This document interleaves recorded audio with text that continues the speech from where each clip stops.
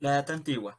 La Edad Antigua es la época histórica que coincide con el surgimiento y desarrollo de las primeras civilizaciones o civilizaciones antiguas. En sentido amplio, en toda su duración se desarrolló entre los siglos VIII a.C. y el siglo V después de Cristo.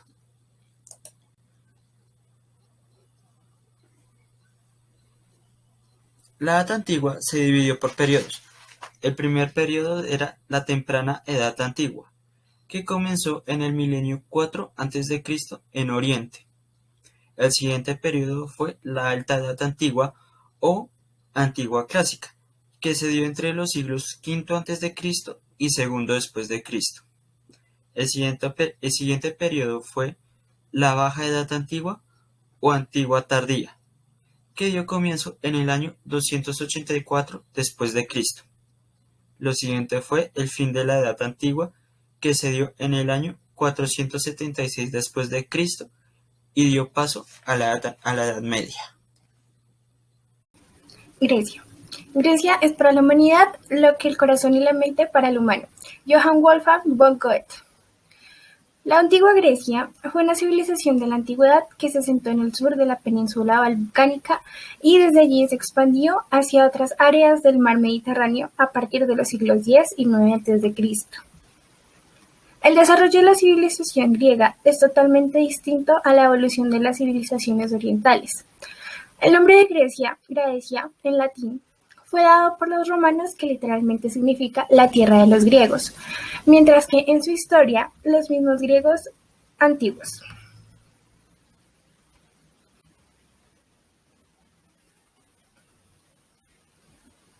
El periodo de Génesis. Los primeros griegos dieron el nombre de pelasgos a los primeros habitantes que labraban la tierra y que fundaron las más antiguas poblaciones, siendo predecesores de los helenos. La Grecia micénica, 1700 a 1100 a.C.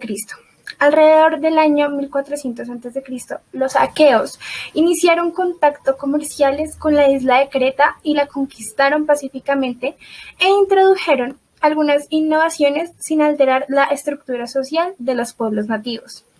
La Grecia homérica o Edad Oscura, 1100 a 776 a.C., cuando los dorios, último grupo heleno que invadió la península, se impusieron con sus armas de hierro, Edad del Bronce, y sometieron a los aqueos. El periodo arcaico o de la Grecia arcaica, 776 a 500 a.C., es un periodo que comienza con los primeros Juegos Olímpicos, punto de partida del calendario griego y donde se consolidó la organización de las ciudades y se produjo la expansión colonial y comercial, procesos que determinaron la estructura social, política y económica de los griegos. Ejemplos de legisladores fueron Dracón y Solón. Hasta este periodo arcaico, el derecho de las ciudades griegas era un derecho consuetudinario, es decir, basado en las costumbres y tradiciones. Luego Dracón, a quien se le encargó la tarea de proporcionar una ley para todos, la primera codificación de leyes escritas de la ciudad que imponían la autoridad del Estado en materia judicial, conocidas como las leyes de Dracón o Código de Dracón.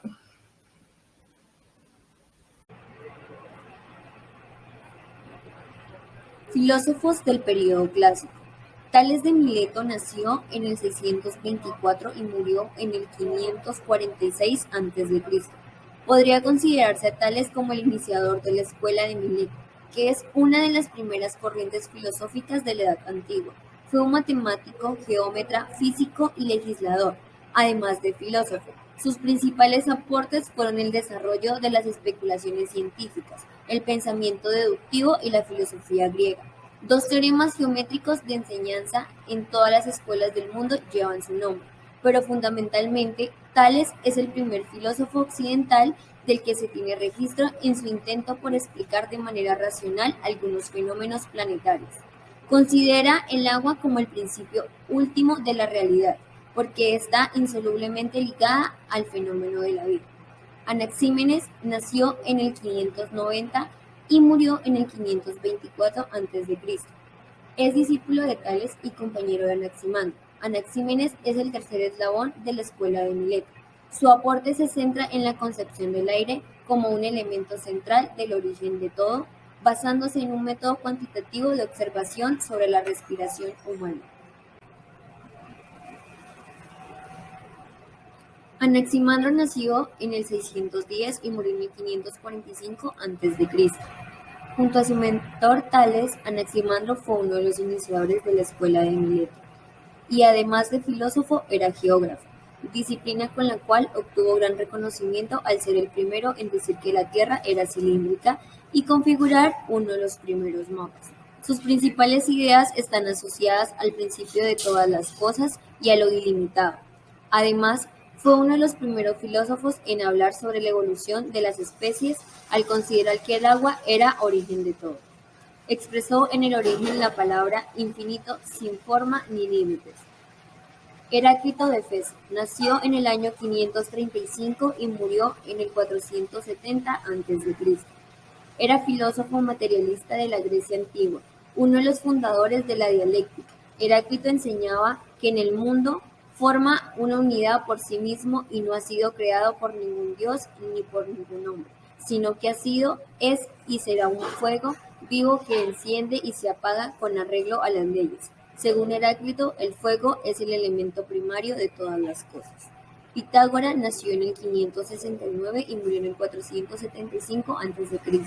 Su doctrina dice que todas las cosas están en los números. A partir de Pitágoras se defiende la justicia en una relación con la aritmética, una ecuación o una igualdad. Uno de sus mayores aportes a la filosofía occidental fue la sistematización de las ideas abstractas. Es considerado el primer matemático de la historia. Pitágoras fundó toda una escuela de pensamiento, de orientación religiosa, que lleva su nombre y ha influido a filósofos hasta la actualidad. Sus conceptos fueron centrales para el desarrollo de la matemática, la filosofía racional y la música, donde sus ideas sobre la armonización aún se mantienen vigentes, pero también influyó en la cosmovisión y astronomía.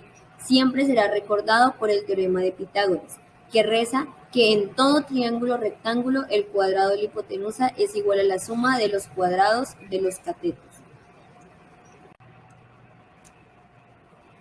Genófanes nació entre el año 580 y el 570 y murió entre el 475 o 466. Genófanes es el fundador de la escuela heliática, que es así llamada por haber recibido a los miembros de la antigua ciudad griega en Elea, la costa sudoccidental de la actual Italia. Genófanes suscitó una importante polémica en torno al politeísmo y en la concepción antropomórfica de los griegos hacia los dioses. Así se burló de Hesíodo y Homero por cuanto según él habían transferido a los dioses los peores atributos de los hombres, y propuso sustituir esta concepción tradicional por la idea de un Dios único, indivisible, de naturaleza radicalmente distinta a la humana. En la concepción de Genófanes, Dios es todo ojo, todo oído, todo conocimiento, todo logos, no creado e inmortal, despojando sus ideas del carácter religioso con que fueron presentadas. Las bases de un nuevo punto de vista en la solución al problema del universo aparecen ya planteadas en sus textos. Parménides de Elea nació en el 530 a.C. y murió en el 470 a.C. Nada en el mundo puede contradecir lo que es necesario desde el punto de vista del pensamiento. Esta podría decir una de las premisas de su único poema, en el cual analiza el ser y el ente. Con estos conceptos, Parménides dio inicio a la escuela heliática, creando una teoría de que el ser no puede originarse del no ser, y que el ser ni surge ni desaparece. Fue aplicada a la materia por sus sucesores Empédocles y Demócrito, que a su vez le convirtieron en un fundamento de su explicación materialista del universo. Se le ha reconocido como el fundador de la metafísica y la ontología, influyendo en toda la historia de la filosofía occidental. Periodo helenístico. A mediados del siglo IV a.C., el agotamiento y división de los griegos proporcionó a Macedonia la oportunidad de intervenir e imponer a su hegemonía como protagonista como Filipo II y Alejandro Magno, desarrollándose el imperio helenístico, es decir, cuando Macedonia sometió por fuerza a las ciudades griegas. La escuela estoica, con Zenón de Sitio, que fue discípulo del cínico Crates de Tebas, de Genócrates, y Ptolomeo de Academia de Atenas, seguidores de Platón, y del estilo de Megara de la escuela megárica, y sus discípulos Cleanes de Aso y Cripto de Soles. La escuela epicureística, con Epicuro, que fue discípulo de Genócrates, y Panfilo de la Academia de Atenas, seguidores de Platón, y de Nausífanes, que fue discípulo de Pirrón de la escuela escéptica, y sus posteriores seguidores. En fin, el nombre de Grecia, desde la Edad Antigua hacia adelante, se ha interesado al atravesar todas las edades de la historia de la Tierra, y todos somos conscientes de las obras, como aportes individuales que han llegado al mundo, que hacen que Grecia universalmente sea una representación inmortal y perenne para la humanidad. De acuerdo a lo expuesto por la doctora Claudia Patricia Salcedo de Patarroyo en su libro Aportes de la filosofía del derecho y la teoría jurídica en la antigua, los aportes de Grecia aún permanecen en la humanidad, a través de la pedagogía, la filosofía y especialmente la teoría jurídica, que ha trascendido la historia y hace ver que la cultura griega es considerada un legado para Occidente.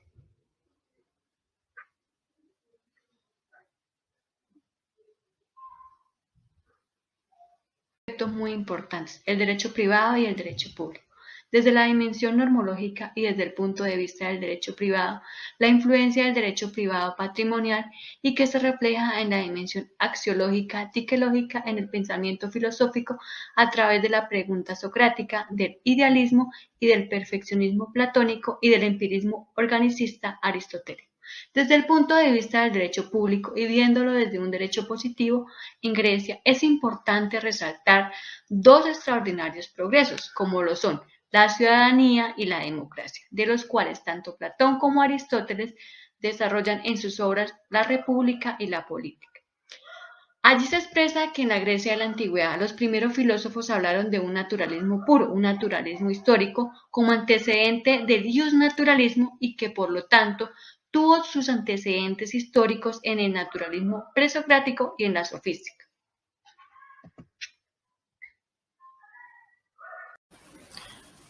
En Grecia de la antigüedad, los filósofos hablaron de un naturalismo puro, naturalismo histórico, como antecedente del iusnaturalismo, y que por lo tanto tuvo sus antecedentes históricos en el naturalismo presocrático y en la sofística. El naturalismo presocrático. La principal preocupación de los presocráticos fue la naturaleza physis y el principio de las cosas, arqué.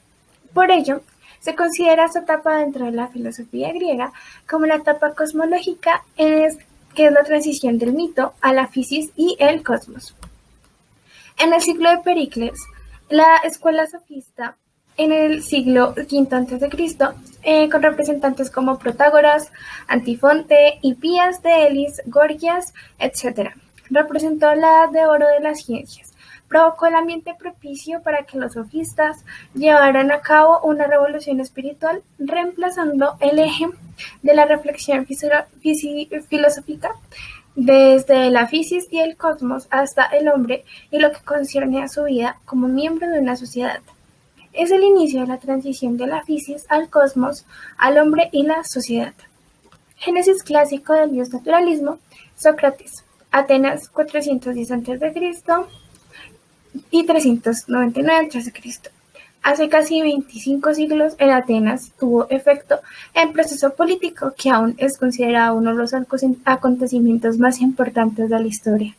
Con Sócrates se da la verdadera transición de la physis y el cosmos al hombre y la sociedad, y su característica, la razón, logos. La filosofía helena y sus principales corrientes. Dentro de estas se encuentran las escuelas socráticas, y dentro de las escuelas socráticas se encuentran las siguientes. La escuela cínica. La escuela cínica fue fundada en Atenas por Antístenes aproximadamente en el año 445 al 365 a.C. Ellos escribían de acuerdo a pautas cínicas y tomaban motivos literarios inspirados por el cinismo. Ellos llevaban una vida acorde a los preceptos de perros, acogiéndose a los hábitos de mendigos y vagabundos. Por ejemplo, Diógenes vivía en una tinaja con el tribón, el bastón y la alforja. Ellos rechazaban la teoría platónica de las ideas, es decir, para los cínicos solo existe lo que puede ser percibido por los sentidos, y defendieron una ética de la autosuficiencia y la independencia. Propagaron el ideal de la vida natural y el cosmopolitismo. El cínico, Diógenes, fue desterrado de Sinope. Fue el primero en afirmar que era ciudadano del mundo, rechazando la existencia del Estado y afirmando que para el sabio no hay patria, ni leyes, ni familia, ni diferencias de clase. Los cínicos formaban un grupo un tanto vago y enteramente desorganizado de maestros, errabundos y filósofos populares. Su doctrina se dirigía de modo principal hacia los pobres, enseñaban el desprecio de todos los convencionalismos y en su conducta adoptaban con frecuencia una rudeza desagradable. Por ejemplo, en un banquete comenzaron a tirarle huesos al pobre Diógenes como a un perro, y él se fue hacia ellos y les meó encima como un perro. Una de las formas decorosas, Diógenes siempre realizaba en público tanto las necesidades corpóreas como actos sexuales. La escuela cirenaica. Los cirenaicos se ocuparon fundamentalmente de cuestiones de ética. En su opinión, el bien se identifica con el placer, aunque éste debe entenderse también como el placer espiritual. La felicidad humana, según Aristipo, consiste en librarse de toda inquietud, siendo la vía para lograrlo con la autarquía. En teoría, el conocimiento, los cirenaicos defendieron una disposición sensualista. La única fuente de conocimiento son los sentidos, y subjetivista, que no hay más conocimiento que el conocimiento individual. Los cirenaicos eran hedonistas y sostenían que el placer era el bien supremo de la vida, especialmente el placer físico, que consideraban más intenso y deseable que los placeres mentales. El placer es el único bien en la vida y el dolor es el único mal. Sócrates había sostenido que la virtud era el único bien humano, pero también había aceptado un papel limitado por su lado utilitario, permitiendo que el placer fuera un objetivo secundario de la acción moral. La escuela megárica. Tras la muerte de su maestro, Euclides vuelve a su ciudad natal, Megara, y funda la escuela filosófica en la que pueden vislumbrar todavía resquicios de la formación de Euclides con Sócrates y la influencia de Parménides de Elea. Sus miembros recibían el nombre de megáricos, disputadores o dialécticos. El tema que trataban era sobre un Dios supremo. La influencia socrática les movió a buscar la verdad, identificada con el bien, planteando un problema ético, gnoseológico. Identificaron entonces el Dios benevolente, inteligente y justo de Sócrates, idea que precedía al monoteísmo, con el ente único e inmutable de Parménides y lo llamaron Dios, sabiduría o justicia, adquiriendo ya la pregunta en un carácter metafísico propio de la escuela eleática. En la escuela se debatía sobre el arte de discutir o erística, como una rama superior de la dialéctica. La erística fue decayendo hasta convertirse en una verborrea sin sentido, usando el silogismo como tú tienes lo que has perdido o tú has perdido. La filosofía naturalista de la psiquis se desprendió del iusnaturalismo clásico en Grecia, que se generó con las escuelas socráticas y que desembocó en las teorías sobre la justicia de los tres grandes pensadores griegos y en el estoicismo y el epicureísmo. El iusnaturalismo clásico, que ejerció influencia en Roma con las teorías de Cicerón y la jurisprudencia romana, con juristas entre muchos como Gallo, Ulpiano y Paolo. El naturalismo filosófico se desprendió del iusnaturalismo clásico, que generó las famosas teorías sobre la justicia y en consecuencia sus corrientes y sus escuelas ejercieron influencia en Grecia, en Roma y en el mundo entero. Y se dio la transición del mito a la psiquis y al logos.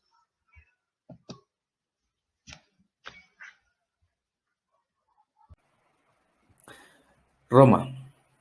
Habiendo desaparecido los reinos de la civilización helenística, siglos más tarde, bajo el ímpetu conquistador del Imperio Romano, se llegó a crear el imperio más poderoso del mundo mediterráneo, partiendo así a construir los dos principales periodos de Roma. La historia del derecho romano universal comienza en una comunidad cuyas condiciones apenas podemos imaginar hoy en día. El Estado romano de la época arcaica es uno de esos innumerables estados-ciudad de la antigüedad, que gravitan en torno a un único reducto fortificado, escenario del tráfico económico y de la totalidad de la vida política. Desde lo jurídico lograron la publicación de las 12 tablas en el 449 a.C. con la ley Valeria Horatia, y con ello la transición del derecho consuetudinario al derecho escrito y positivo. El período de Génesis y período arcaico de Roma. Bajo imperio, el período denominado época arcaica abarca hasta fines de la monarquía los primeros pobladores de la península itálica, la fundación de Roma y la monarquía, también las instituciones principales de Roma. Periodos del derecho romano. El período preclásico. Este va desde la mitad del siglo IV a.C., y en el cual tuvo inicio un periodo histórico de la civilización y del Estado romano. Este periodo, la República Nacional Romana, se extendió hasta el siglo I a.C. Fue el ordenamiento jurídico que existió en Roma desde la integración de las civitas hasta la llegada de Augusto, en la que los pontífices fueron perdiendo su monopolio en la interpretación de los mores, y comienza la divulgación de la ley de las 12 tablas. Este periodo de la civilización romana se constituyó con la compacta solidaridad de interés y de las acciones de los ciudadanos romanos, que fue la cualidad y marco formal de pertenencia al Estado romano. El periodo clásico. En el periodo clásico, que va desde finales del siglo I a.C. hasta finales del siglo III después de Cristo, dio inicio a un nuevo periodo histórico de la civilización y el Estado romano. Su característica fue la expansión mundial de Roma, permitida y garantizada por la preeminencia y la hegemonía político-militar de la República Romana. No solo llevaron a Roma a la extensión de su propio imperio, sino también logró imprimir el marco de su civilización a los pueblos sometidos. Pero esta romanización solo pudo ser durable, sobre todo en las provincias helenísticas y orientales, ya que eran depositarias de evolucionadas civilizaciones autónomas. En el periodo posclásico, con la conquista del poder llevada a cabo por el emperador Diocleciano en el año 285 después de Cristo, se abrió el periodo de la decadencia del Imperio Romano, el periodo posclásico del Imperio absolutista bajo civilización romana y monarquía absoluta, aunque no es posible indicar una terminación final precisa del proceso de disolución del pueblo romano, todavía aún más cuando el Imperio Romano de Oriente permaneció formalmente en vida hasta el año 1656 después de Cristo, como Imperio Bizantino. Por último, conoceremos los aportes de la filosofía del derecho. El derecho romano llegó a adquirir carácter científico. Se definieron y clasificaron las cosas y bienes, las obligaciones, los contratos, las sucesiones y la mayoría de figuras jurídicas. Se organizó el procedimiento en forma clara y segura, desde la ley de las 12 tablas, con el procedimiento de las acciones de la ley, luego el procedimiento formulario y después el procedimiento de conocimiento extraordinario. A través de la jurisprudencia, las teorías jurídicas fueron objeto de estudio y discusión en las escuelas de prudentes, cuyas opiniones solían convertirse en fundamento de las leyes que dictaban los órganos constitutivos del gobierno. El derecho fue para los juristas romanos una ciencia y un arte. Tenían la idea del ius como un arte de lo útil y equitativo. Además, consideraba justicia y equidad, porque el derecho es el arte de lo bueno y de lo justo y de lo equitativo, pero en sentido propio y original. En el derecho privado romano, la jurisprudencia es el conocimiento del derecho, la doctrina o ciencia del derecho, que es un fenómeno típicamente romano, por cuanto la jurisprudencia romana tuvo como características el ser tradicional, ser fundamentalmente práctica, popular y creativa. El derecho romano y la jurisprudencia romana expresa que el contacto con la filosofía griega dio a los juristas romanos nociones más puras sobre la ciencia. En primer lugar, la filosofía griega dio a los juristas romanos el concepto de derecho natural, considerada como un derecho universal supremo, que está por encima de los caprichos de los legisladores, siempre igual y siempre válido en el espacio y en el tiempo, porque se basa en la naturaleza del hombre. En el derecho romano fue trascendental la clasificación entre derecho público y derecho privado. En el Corpus Ius Civilis, de acuerdo con las instituciones de Justiniano, el derecho público es el que respecta al estado de la cosa romana y el derecho privado el que pertenece a la utilidad de cada cual. Desde el punto de vista del derecho público, como en las sociedades antiguas, en Roma, la organización social se basó en la división de los seres humanos en esclavos, que eran carentes de todo derecho y considerados simples instrumentos de producción con el carácter de cosas pertenecientes al patrimonio de un ciudadano romano. El derecho privado romano es el verdadero ius de los romanos, la obra maestra de su jurisprudencia, pues esta es la fuente primaria del ius. El derecho romano, sin duda, fue la máxima creación intelectual del pueblo romano y su más valioso legado cultural a la humanidad, pues las teorías e instituciones jurídicas romanas han conservado su vigencia hasta el día de hoy.